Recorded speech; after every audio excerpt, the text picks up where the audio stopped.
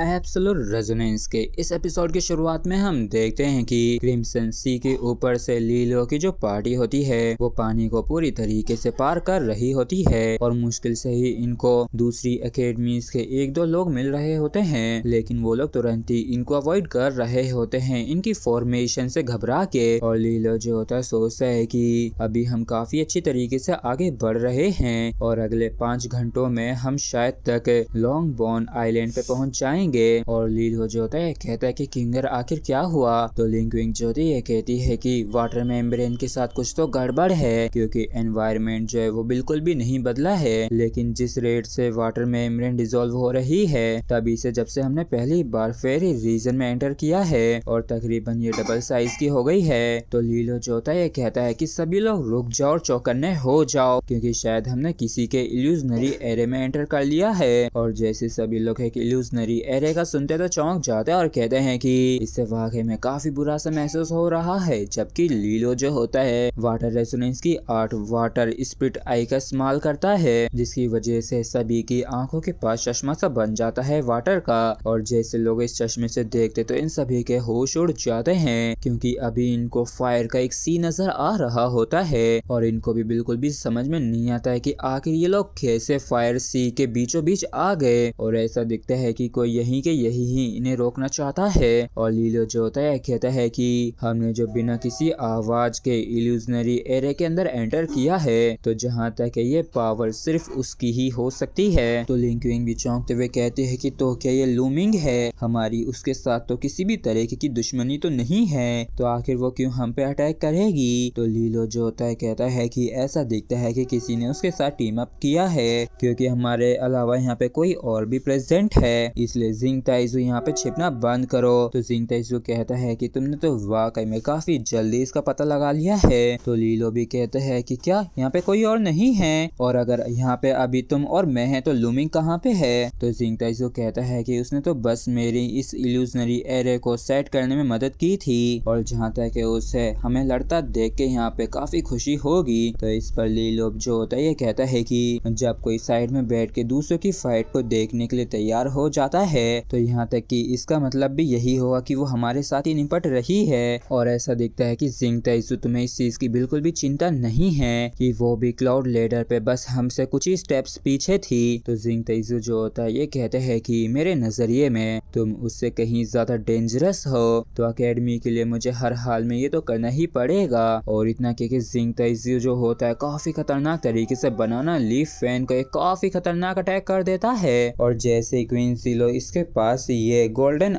Eyes का treasured artefact देखता तो चौंक जाता है, जबकि बाई डोडो जो होती है कहती है कि लगता है कि इसका प्लान विंड की पावर को इस्तेमाल करके फायर सी की मदद से हमें एलिमिनेट करना है। तो लीलो जो होता है बाई डोडो को तुरंत ही आगे बढ़ने के लिए कहता है, तो बाई डोडो जो होती है तुरंत ही आगे बढ़ती है और कहती है कि ठीक है, अब जब तुमने मुझे चूज किया तो मैं ही से रोकूंगी। और ये तुरंत ही विंड राइज का इस्तेमाल करती है और हम देखते हैं कि ये दोनों स्टॉर्म्स जो होते हैं जैसे टकराते हैं तो हवाओं को चीरने लगते हैं और आसपास का जो टेम्परेचर जो होता है वो भी काफी तेजी से बढ़ने लगता है, जिसकी वजह से यहाँ तक कि सभी लोगों की जो वाटर मेम्ब्रेन जो होती है वो और भी तेजी से डिसॉल्व होने लगती है। और क्योंकि बाइड्यूडो की जो रेजोनेंस है वो जिंग ताइजू के मुकाबले की नहीं थी, तो कुछ ही मिनटों के बाद ये पूरी तरीके से शटर हो जाती है और इस स्टॉर्म की वजह से ये सभी लोग एक डेस्परेट सिचुएशन में आ गए होते हैं। और जिंग ताइजू जो होता है ये कहता है कि लीलो मुझे माफ कर दो, क्योंकि 1 स्टार एकेडमी में जो स्ट्रॉन्गेस्ट का टाइटल है वो मेरा ही होगा। और फिर तुरंत ही अपने साथियों से चलने के लिए कहता है और बस ऐसे ही देखते देखते जिंग ताइजू और उसकी पार्टी जो होती है लीलो की नजरों के सामने से गायब हो जाती है। जबकि कुछ जने जो होते हैं ये कहते हैं कि इस ऐसा ही चलता रहा तो हम सभी ही यहाँ पे मारे जाएंगे, जबकि कुछ जनों को समझ में नहीं आ रहा होता है कि आखिर अब वो लोग क्या करें। तो लीलो सभी को ही इसे सहने के लिए कहता है और इस मूवमेंट पे लीलो की जो फाइटिंग स्पिरिट होती है जिंग ताइजू के खिलाफ लड़ने की वो काफी ज्यादा बढ़ जाती है। और फिर हमें दूसरी साइड का सीन दिखाया जाता